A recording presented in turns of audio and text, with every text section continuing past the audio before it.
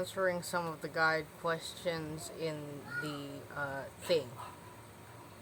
So the first question was, it asked what happened to the shaped wire when it touched like the magnets, curved ends, or the positive terminal. Essentially, what happened was like when I guess I mounted it onto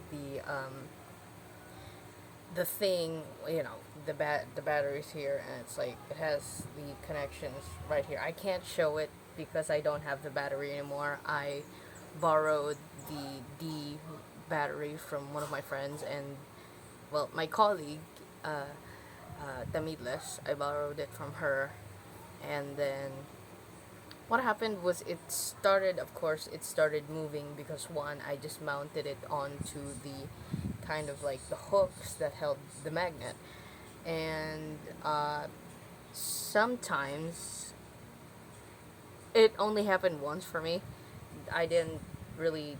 I think it was like the placement and the alignment of the hooks, but one of the main problems was it didn't start at all. Sometimes it didn't start, but the one time I did film it starting, the alignment and the magnets as well, the strength of the magnets were very much involved, and it started kind of moving on its own.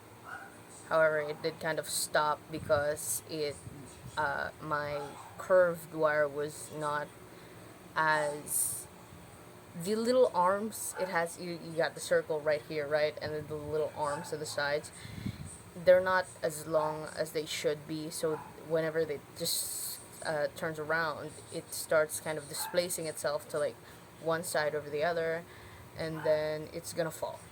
So that's what happened for me. I don't know what happened for the others.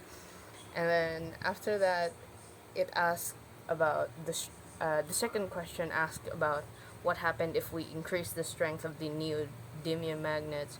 If we don't, one, I will say, is that the weaker the magnet, the less likely it is to move, right? The less likely there is to have motion.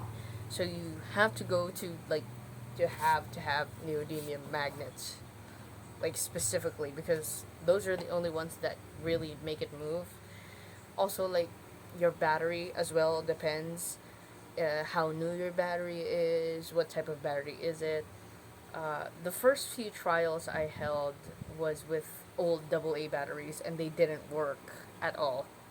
Did not work, no matter how many coils I used. Well, read like how many times I did the circle thing, and then just you know.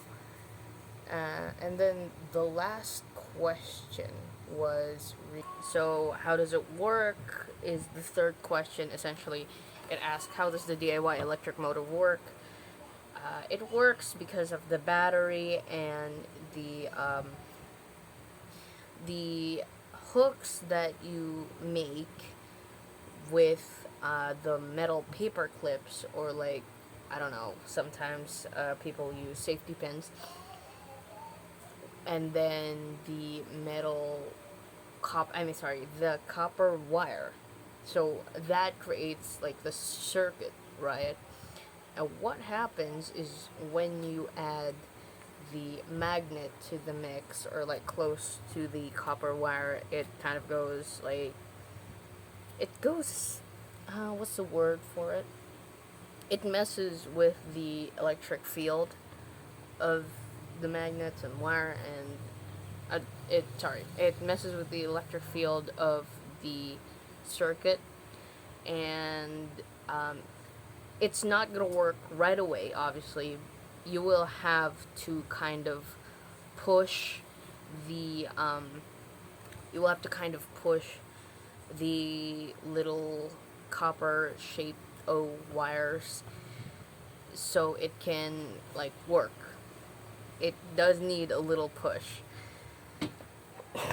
I just cut it out of the video because I think it was unnecessary, but it needs a little push, and then it's gonna go just stay there unless the friction of, I think I read it somewhere, the friction of the copper wire arms and the metal loops, they kind of stop, or like they kind of shave off more of the insulation, and that stops it.